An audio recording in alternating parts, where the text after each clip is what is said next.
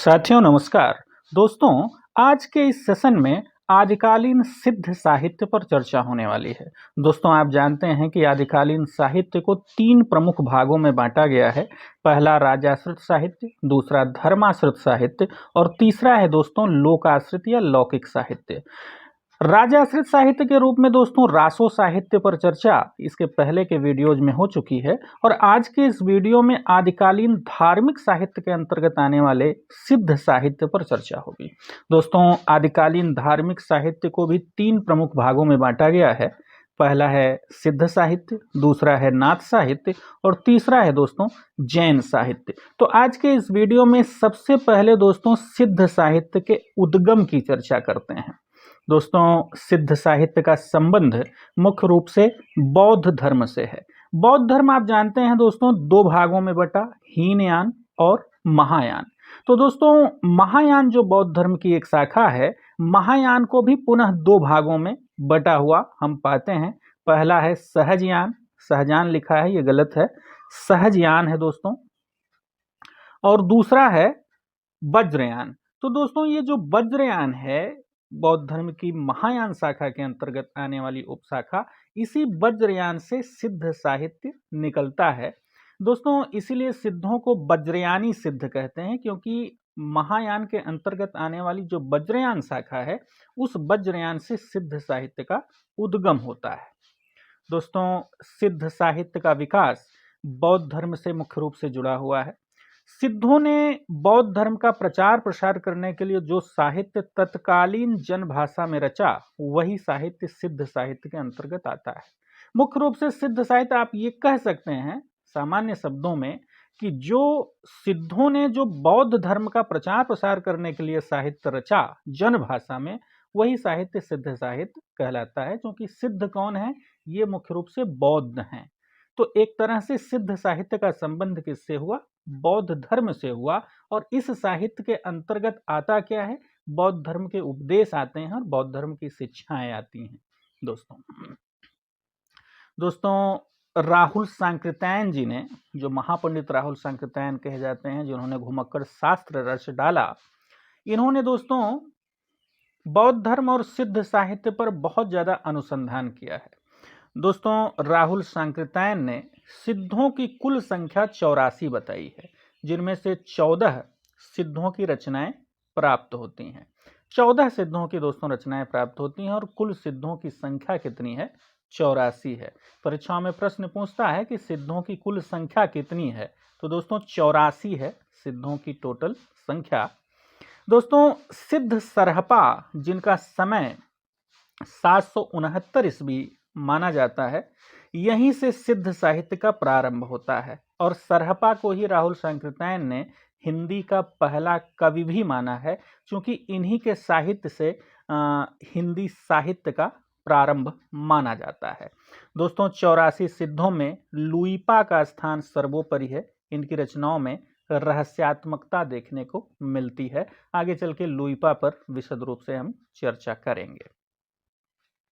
दोस्तों सिद्ध साहित्य के संबंध में रामकुमार वर्मा का एक कथन बड़ा प्रसिद्ध है, जो कि परीक्षाओं में पूछा भी जाता है।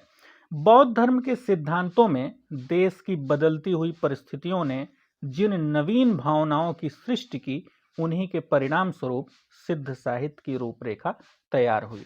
डॉक्टर रामकुमार वर्मा जी कहते हैं कि बौद्ध धर्म के जो सिद्धांत हैं, उनमें देश की बदलती हुई परिस्थितियों ने, यानी कहने का मतलब यह कि बौद्ध धर्म के सिद्धांतों में देश की जो बदलती हुई परिस्थितियां हैं और उनमें जिन भावनाओं की सृष्टि हुई, उन बदलती हुई परिस्थितियों से उन्हीं के परिणाम स्वरूप सिद्ध साहित्य की रूपरेखा तैयार होती है। तो महत्वपूर्ण कथन है डॉक्टर रामकुमार वर्मा जी का।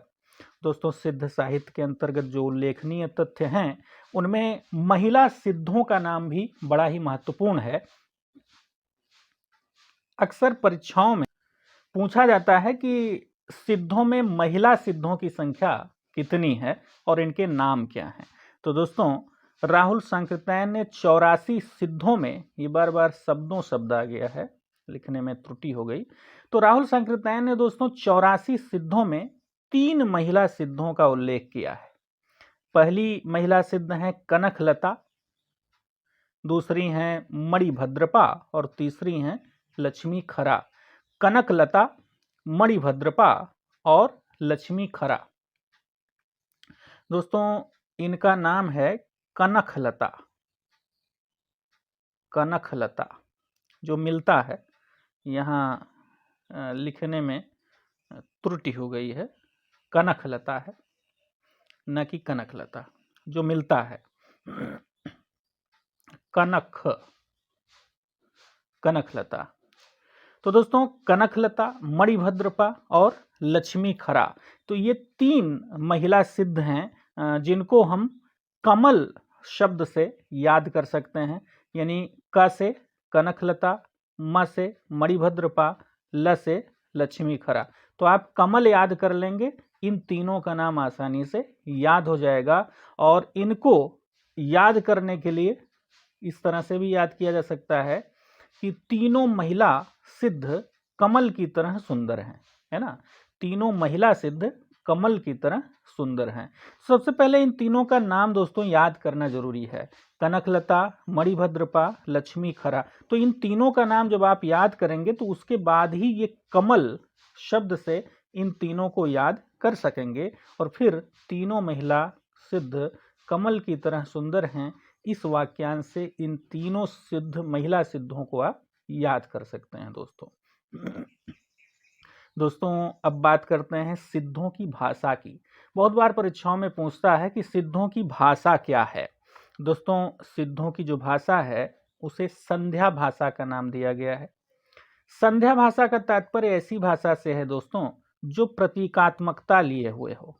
इसी का विकसित रूप कबीर की उलट वासियों में देखने को मिलता है। दोस्तों इसी संध्या भाषा का ही विकसित रूप जो है ये कबीर की उलट वासियों में देखने को मिलता है। प्रतीकात्मकता लिए हुए ये भाषा होती है। संध्या भाषा के विषय में अन्य महत्वपूर्ण जो तथ्य हैं उस पर चर्चा कर लेते हैं। कुछ विद्वान दोस्तों संध्या भाषा का तात्पर्य अभिसंधि या अभिप्राय युक्त वाणी से लगाते हैं। कुछ विद्वानों के अनुसार संध्या भाषा का क्या तात्पर्य है, अभिसंधि या अभिप्राय युक्त वाणी, यानी जिस वाणी में अभिप्राय हो वही संध्या भाषा है। पंडित विधुशेखर शास्त्री का मत है कि मूल शब्द संध्या भाषा नहीं बल्कि संधा भाषा रहा होगा। विधुशेखर शास्त्री जी कहते हैं कि मूल शब्द क्या रहा होगा, संधा भाषा, न कि संध्या भाषा। इनका अपना तर्क रहा होगा। सिद्धों द्वारा रचित दोहों में दोस्तों मतों का खंडन मंडन होता है, लेकिन चर्या पदों में सिद्धों की अनुभूति और उनकी रहस्य भावना का प्रकटीकरण होता है। तो सिद्धों ने जिन दोहों की सृष्टि की उनमें मतों का खंडन मंडन होता है, लेकिन संध्या भाषा में इन्होंने जिन चर्या पदों की सृष्टि की दोस्तों उनमें अनुभूति और रहस्य भावना का प्रकटीकरण देखने को मिलता है। दोस्तों सिद्धों द्वारा रचित दोहे और चर्या पद आगे चलकर संत साहित्य में साखी और शब्द के रूप में रूपांतरित हो गए। दोस्तों सिद्धों ने संध्या भाषा के रूप में जिन दोहों और चर्या पदों की सृष्टि की वही आगे चलकर संत साहित्य में जिस साहित्य के कबीर हैं, रैदास हैं, उस संत साहित्य में साखी और शब्द के रूप में रूपांतरित हो गया। यानी दोहे साखी के रूप में रूपांतरित हुए और चर्यापद जो है वो शब्द के रूप में रूपांतरित हुए। दोस्तों ये भी महत्वपूर्ण चीज है, परीक्षाओं में पूछ सकता है कि संत साहित्य में दोहे और शब्द इनका संबंध किससे है। तो सिद्ध साहित्य के दोहे और चर्यापदों से दोस्तों इनका संबंध है। संत साहित्य की साखियों का संबंध सिद्ध साहित्य के दोहों से है और संत साहित्य के शब्द का संबंध सिद्ध साहित्य के चर्या पदों से है। ये महत्वपूर्ण बात है।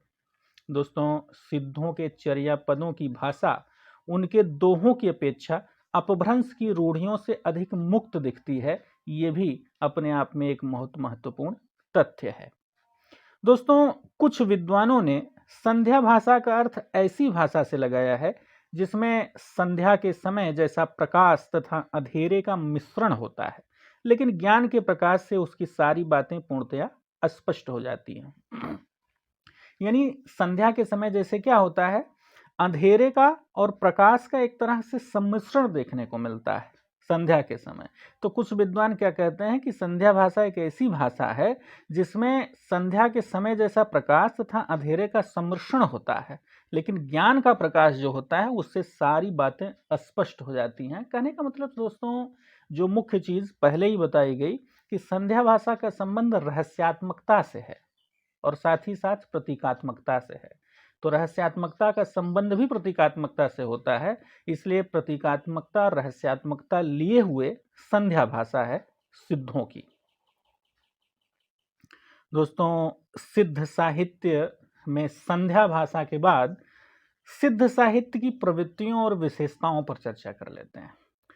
संध्या भाषा से संबंधित तमाम प्रश्न दोस्तों हो गए।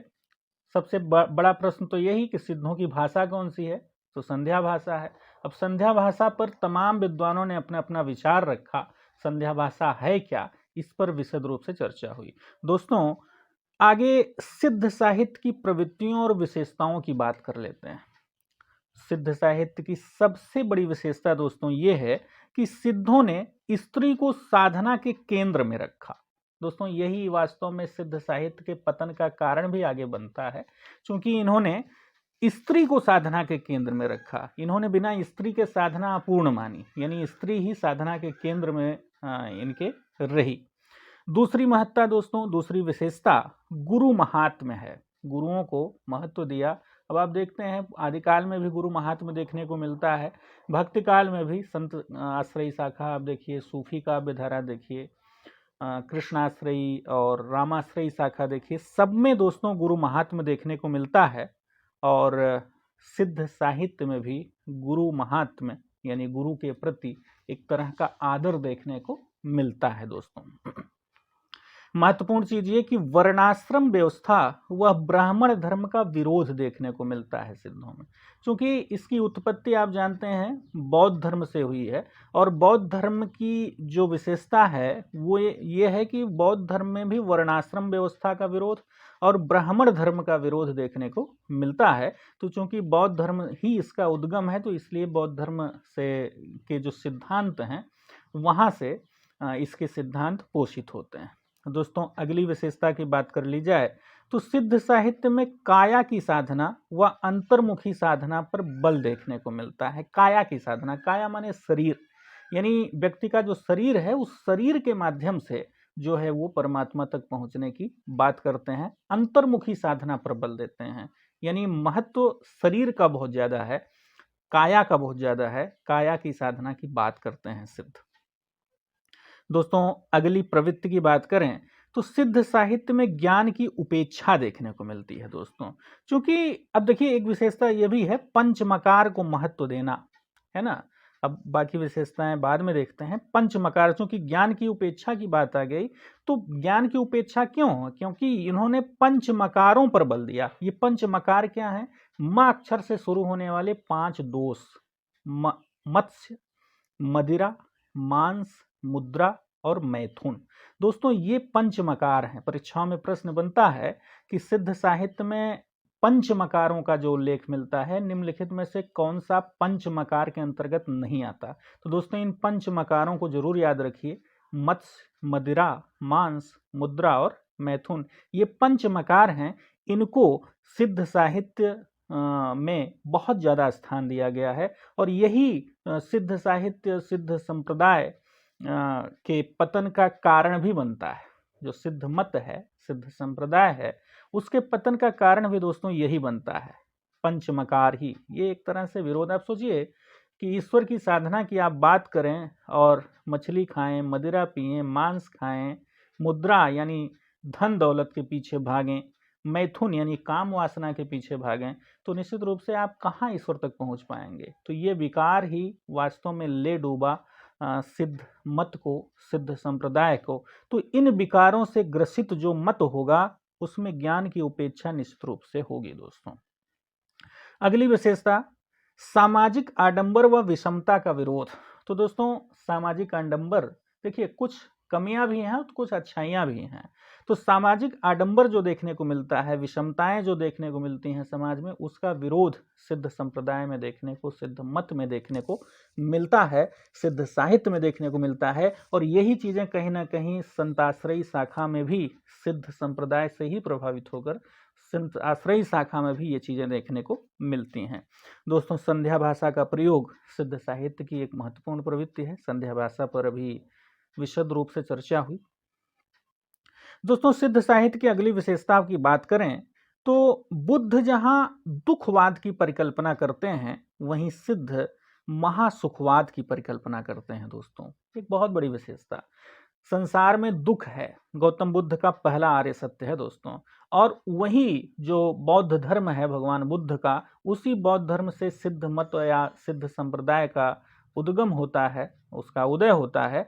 और जहां गौतम बुद्ध दुखवाद की परिकल्पना करते हैं, यानी संसार में दुख है, इस बात की परिकल्पना करते हैं। 4 आर्य सत्य उनके जो हैं, उसमें पहला आर्य सत्य यही है, संसार में दुख है। तो जहां वो दुखवाद की बात करते हैं, वहीं सिद्ध महासुखवाद की बात करते हैं। अब देखिए कितना अंतर आ गया, बौद्ध धर्म से ही निकला हुआ सिद्ध मत है, लेकिन दोनों में कितना अंतर आ गया। ये पंचमकारों की बात करते हैं सिद्ध, और गौतम बुद्ध करुणा की बात किया करते थे। ये मछली खाने, मांस खाने, मदिरा पीने की बात करते हैं, धन दौलत की बात करते हैं। गौतम बुद्ध बहुत बड़े राजा के पुत्र थे और अपना घर बार छोड़कर वो बाहर चले गए थे, जंगल में चले गए थे, ईश्वर की प्राप्ति के लिए चले गए थे। तो आप सोचिए कि एक राजा का लड़का सारा धन वैभव छोड़ के जंगल में चला जाता है और बुद्ध बन जाता है। और उन्हीं बौद्ध धर्म से निकला हुआ ये जो सिद्ध मत है, उसमें मुद्रा की बात करते हैं लोग, मत्स्य और मदिरा की बात करते हैं, मैथुन की बात करते हैं। तो यही एक तरह से देखा जाए तो ये दोष है, बुराइयां हैं सिद्ध संप्रदाय की, सिद्ध मत की, और यही एक तरह से इसके पतन का कारण भी दोस्तों बनता है।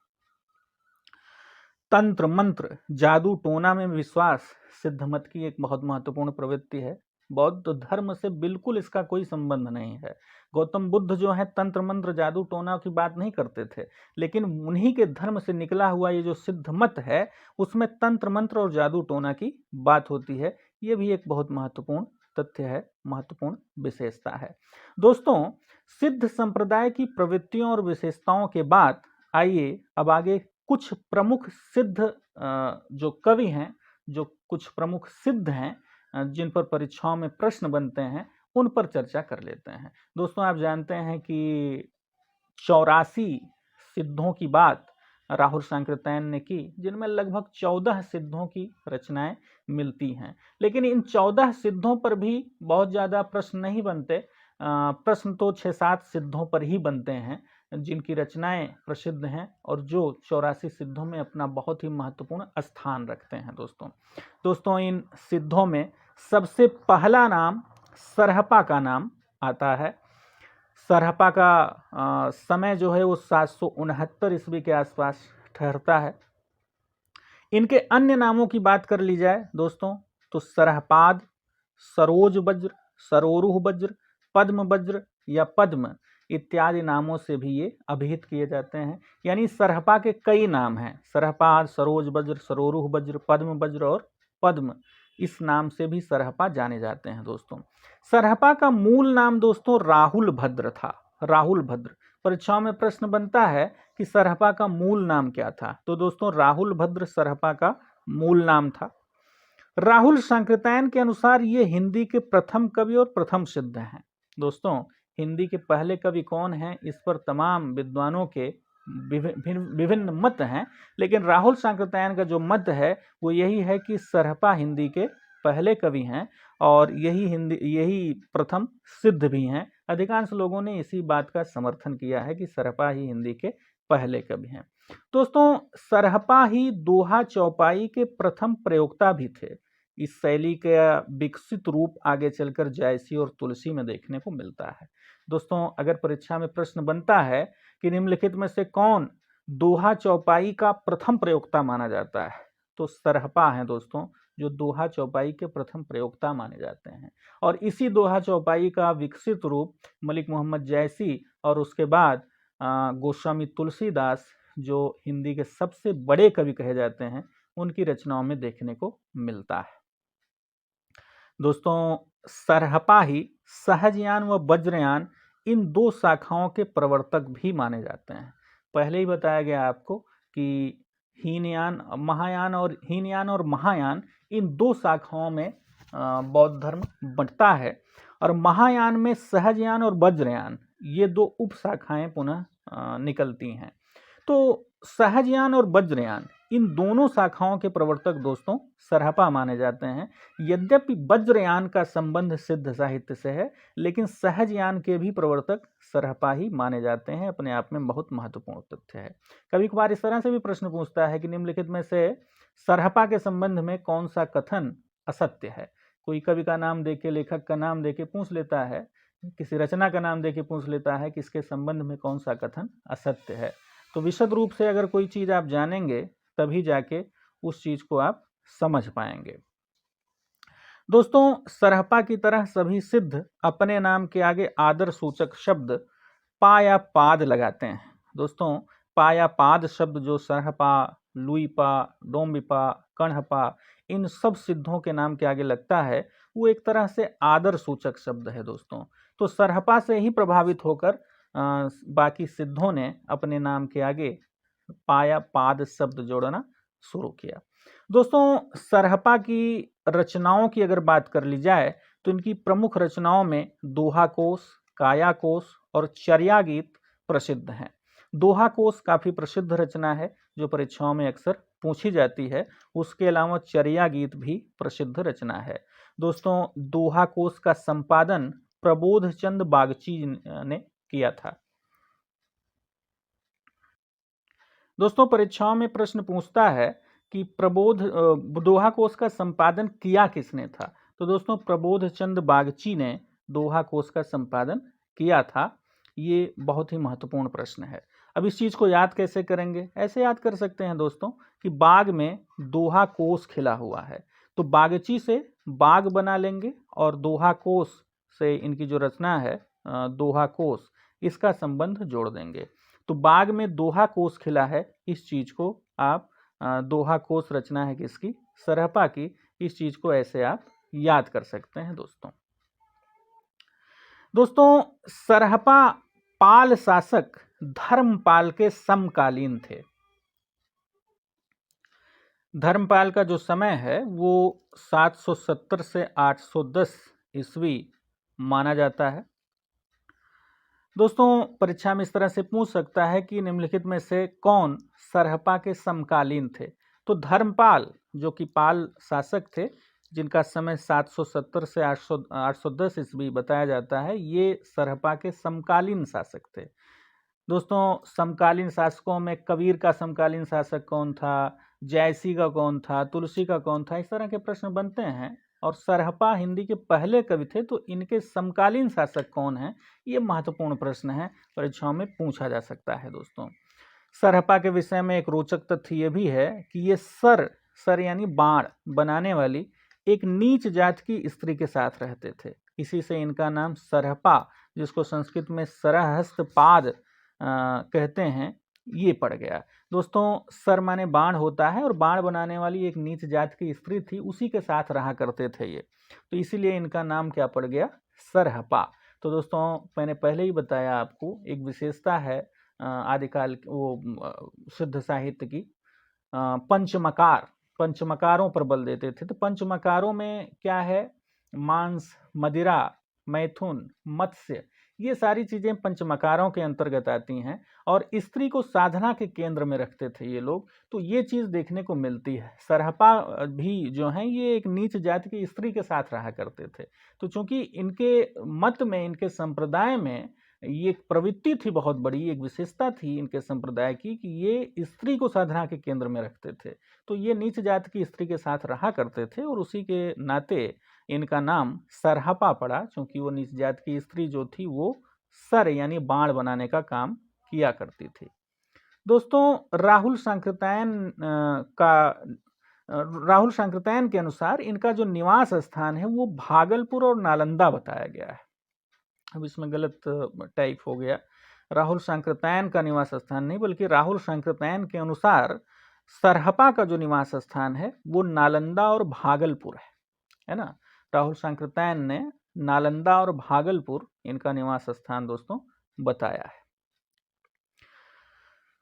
नालंदा बिहार में इनकी शिक्षा दीक्षा हुई थी तथा अध्ययनोपरांत वे वहीं प्रधान पुरोहित नियुक्त हो गए थे। वहां से फिर अवकाश प्राप्त करने के बाद ये श्री पर्वत गुंटूर आंध्र प्रदेश में पड़ता है, जो वहां ये अपना कार्य क्षेत्र बनाते हैं। तो कहने का मतलब ये कि नालंदा बिहार में जो इनकी शिक्षा दीक्षा हुई और उसके बाद ये वहाँ के प्रधान पुरोहित बन गए। फिर वहाँ से अवकाश लेके ये श्री पर्वत यानी आंध्र प्रदेश चले जाते हैं। फिर वहाँ ये अपना कार्य क्षेत्र बनाते हैं, यानी बिहार से लेके आंध्र प्रदेश तक इनका कार्य क्षेत्र देखा जाता है दोस्तों।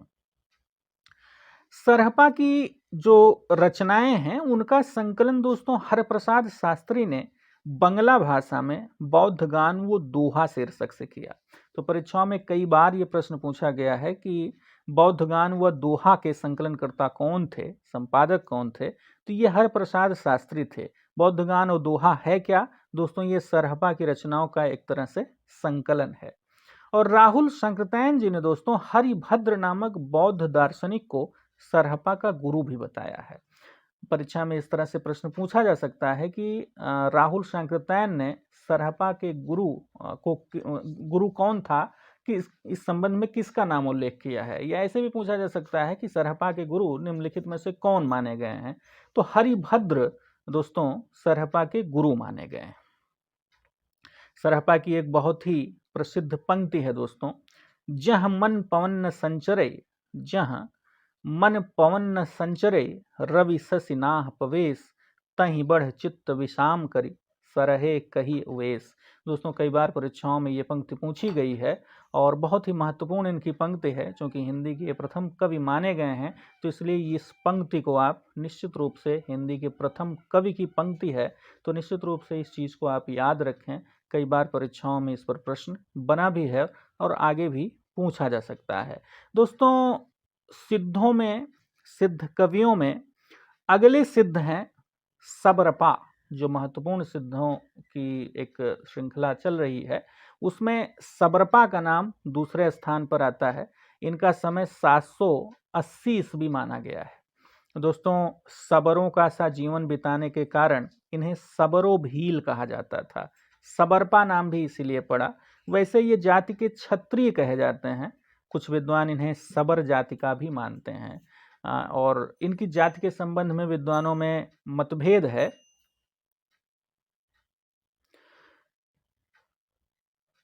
दोस्तों सबरपा के गुरु की अगर चर्चा हो तो सबरपा के गुरु हैं दोस्तों सरहपा। यही सरहपा जो प्रथम सिद्ध माने जाते हैं, हिंदी के प्रथम कवि माने जाते हैं, सरहपा के ही शिष्य थे दोस्तों सबरपा। डॉक्टर धर्मवीर भारती ने अपने ग्रंथ सिद्ध साहित्य में लिखा है कि सबरपा को तारानाथ ने नवसरह नाम भी दिया है। ये सरह की शिष्य परंपरा में तीसरे सिद्ध थे। सरह माने सरहपाद दोस्तों। सरहपा मोह माया से दूर सहज जीवन बिताने पर बल देते थे, इसलिए सबरों का सा जीवन जीते थे दोस्तों। ये मोह माया से दूर सहज जीवन जीने पर बल देते थे। परीक्षा में प्रश्न बनता है कि निम्नलिखित में से कौन से सिद्ध सहज जीवन के पक्षधर थे, यानी मोह माया से दूर सहज जीवन। अब वैसे आप समझ लीजिए कि ये सबरों का सा जीवन। सबर क्या है? एक प्रकार की जनजाति है दोस्तों। सबर भील आप जानते हैं जनजाति है, तो एक प्रकार की जनजाति है सबर, और उनके जैसा जीवन ये जीते थे। तो जीवन को बिल्कुल सहज और सरल तरीके से जीते थे। किसी प्रकार से मोह माया विलासिता इन सब से दूर रहते थे दोस्तों। ये दोस्तों ऐसा भी उल्लेख मिलता है कि इन्होंने अध्नेत्र नामक एक बौद्ध को शिक्षा दी थी, जिसके कारण राहुल सांकृत्यायन जी ने सबरपा नाम के दो सिद्धों का उल्लेख इन्होंने किया है। राहुल सांकृत्यायन के अनुसार सबरपा नाम के दो सिद्ध थे, एक दूसरे सिद्ध थे और दूसरे ये सरहपा के शिष्य थे। दोस्तों सबरपा वज्रयोगिनी साधना के प्रवर्तक भी बताए जाते हैं। तो परीक्षाओं में प्रश्न पूछा जा सकता है कि वज्रयोगिनी साधना के प्रवर्तक कौन है। तो सबरपा है दोस्तों, वज्रयोगिनी साधना के प्रवर्तक माने जाते हैं। दोस्तों सबरपा के जो इनकी रचनाएं हैं उस पर अगर चर्चा कर ली जाए तो सरहपा की रचना चर्या गीत है और सब्रपा की रचना है दोस्तों चर्या पद। डोम्भिपा की भी एक रचना है दोस्तों योग चर्या। तो मिलती जुलती रचनाएं हैं। चर्या पद इनकी रचना है और सरहपा की रचना है चर्या गीत और डोम्भिपा आगे चलकर इन पर भी चर्चा होगी, उनकी रचना है योग चर्या। तो ये मिलती जुलती रचनाएं हैं, चर्या गीत, चर्या पद और योग चर्या। तो इसको कायदे से ठीक ढंग से याद करना है कि चर्या पद किसकी रचना है, सबरपा की रचना है। चर्या गीत किसकी रचना है, सरहपा की रचना है। तो दोस्तों ऐसे भी याद कर सकते हैं आप जानते हैं सरहपा के ही शिष्य कौन थे, सबरपा थे। तो चर्या गीत किसने लिखा और चर्या पद किसने लिखा। दोस्तों पद जो होता है, पद माने चरण होता है। जैसे छंद का वीडियो, तमाम वीडियो आए छंद के, इसी चैनल पर आप देख सकते हैं। तो उसमें विस्तार से बताया गया है छंदों के जो विभिन्न अंग हैं, उनमें एक अंग होता है पद। पद माने क्या होता है, चरण दोस्तों। तो चर्या पद यानी चर्या है क्या, चर्या पर भी आप इसी समय चर्चा कर लेते हैं। चर्या सिद्धों में धार्मिक अनुष्ठान में गाए जाने वाले गीतों को कहते हैं। यानी सिद्धों के जो धार्मिक अनुष्ठान होते हैं उनमें जो गाए जाने वाले गीत हैं उनको क्या कहते हैं, चर्या कहते हैं। तो पद कौन लिखा, पद माने चरण होता है, पद कौन लिखा, सबरपा लिखते हैं। और पूरा गीत किसने लिखा, सरहपा लिखते हैं। तो इस तरह से दोस्तों आप याद कर सकते हैं, क्योंकि सरहपा गुरु हैं तो वो पूरा गीत लिखते हैं, चर्या गीत लिखते हैं, और सबरपा उनके शिष्य हैं तो ये चर्या पद लिखते हैं। बाकी योग चर्या कौन लिखता है, डोम्भिपा लिखते हैं। अब इसको भी कैसे याद करना है आगे बताएंगे। दोस्तों अगले सिद्ध कवियों में लुइपा का नाम आता है। लुइपा सिद्धों में सबसे प्रसिद्ध सिद्ध माने जाते हैं दोस्तों। तो परीक्षाओं में प्रश्न बनता है कि निम्नलिखित में से कौन से सिद्ध या कौन से कवि सबसे प्रसिद्ध सिद्ध कवि कहे जाते हैं दोस्तों। तो ये लुइपा है दोस्तों जो सबसे प्रसिद्ध सिद्ध कहे जाते हैं। इनके गुरु थे सबरपा। अब दोस्तों देखिए एक शिष्य परंपरा जो चल रही है, सरहपा के गुरु कौन थे, सबरपा, और सरहपा के शिष्य कौन थे, सबरपा, और सबरपा के शिष्य कौन थे, लुइपा। तो दोस्तों एक शिष्य परंपरा भी देखने को इसी में मिल जाती है। इनके गुरु कौन थे, सबरपा। लुइपा को डॉक्टर नगेंद्र ने सबसे प्रसिद्ध सिद्ध बताया है। इस तरह से प्रश्न बन सकता है कि डॉक्टर नगेंद्र ने किसे सबसे प्रसिद्ध सिद्ध का दर्जा दिया है। तो सबसे प्रसिद्ध सिद्ध डॉक्टर नगेंद्र के अनुसार लुइपा थे। 84 सिद्धों में, शब्दों बार बार टाइप हो गया है, 84 सिद्धों में इनका स्थान सबसे ऊंचा था। उड़ीसा के तत्कालीन राजा और मंत्री भी इनके प्रभाव में आकर इनके शिष्य हो गए दोस्तों। तो सबसे प्रसिद्ध सिद्ध थे दोस्तों लुइपा। अब सोचिए उड़ीसा के बहुत से राजा, बहुत से मंत्री भी इनके प्रभाव में आकर सिद्ध मत और सिद्ध संप्रदाय में दीक्षित हो जाते हैं। जाति के कायस्थ थे दोस्तों। इनकी रचना की बात कर ली जाए तो लुइपाद गीतिका इनकी रचना है। याद करना भी आसान है, इनके नाम से ही मिलता जुलता लुइपाद गीतिका, लुइपा इनका नाम ही था तो लुइपाद गीतिका इनकी रचना है। तो कोई रटने की जरूरत नहीं है। अगले सिद्ध है दोस्तों डोम्भिपा। डोम्भिपा का समय जो है वो 840 ईस्वी के आसपास बताया जाता है। ये मगध के क्षत्रिय थे दोस्तों। इनके गुरु थे विरूपा। प्रश्न बनता है कि डोम्भिपा के गुरु कौन थे, तो विरूपा थे दोस्तों। अब बार बार देख रहे हैं पा या पाद शब्द इनके नाम के आगे लगता है। बहुत बार परीक्षाओं में ये भी प्रश्न बना है कि पा या पाद का मतलब क्या होता है। तो दोस्तों सिद्धों में लास्ट में जो पा शब्द लगता है उसका मतलब आदर सूचक है। ये शब्द सम्मान सूचक शब्द है। सरहपा ने जो है अपने नाम के आगे पा या पाद शब्द लगाना शुरू किया तो उनके अनुयायियों ने या उस मत में जितने भी, चूंकि ये पहले सिद्ध माने जाते हैं सरहपा, तो उनके बाद सिद्धों में ये परंपरा चल गई, सभी अपने नाम के आगे पा शब्द लगाना शुरू कर दिए। तो ये विरूपा थे इनके गुरु दोस्तों डोम्भिपा के। इनकी रचनाओं को अगर देखा जाए तो डोम्ब गीतिका आसानी से याद हो जाएगा, योग चर्या इसी पर अभी चर्चा हुई, और अक्षर द्विकोपदेश ये भी एक महत्वपूर्ण इनकी रचना है। इनकी 3 रचनाओं में सबसे महत्वपूर्ण रचना योग चर्या है। इसको जरूर याद करना है, बाकी आप भूल भी जाएंगे तो कोई बात नहीं है। योग चर्या कोई बात नहीं का मतलब आप बाकी को बाद में याद करेंगे, लेकिन योगचर्या को आप सबसे पहले याद करेंगे। अब इस चीज़ को आप कैसे याद करेंगे? अब योगचर्या करके देखिए कितनी रचनाएं हो गई। उनकी सरहपा की रचना, सबरपा की रचना और डोम्भिपा की रचना। अब चर्या गीत जो है वो सरहपा की रचना है, चर्या पद जो है वो सबरपा की रचना है और योगचर्या जो है वो डोम्भिपा की रचना है। अब इस चीज़ को ऐसे आप याद कर सकते हैं कि शमशान घाट का जो डोम है वो योग की बात कर रहा है, योग की, संयोग की बात कर रहा है, आत्मा परमात्मा के मिलन की बात कर रहा है, योग की बात कर रहा है। डोम का मतलब यहाँ किससे? डोम्भिपा से, और योग यानी योगचर्या। तो इस तरह से दोस्तों आप याद कर सकते हैं इसको। दोस्तों अगले जो सिद्ध कवि हैं वो हैं कण्हपा। कण्हपा का जो समय है दोस्तों 820 ईस्वी माना जाता है। ये सबसे विद्वान सिद्ध कहे जाते हैं।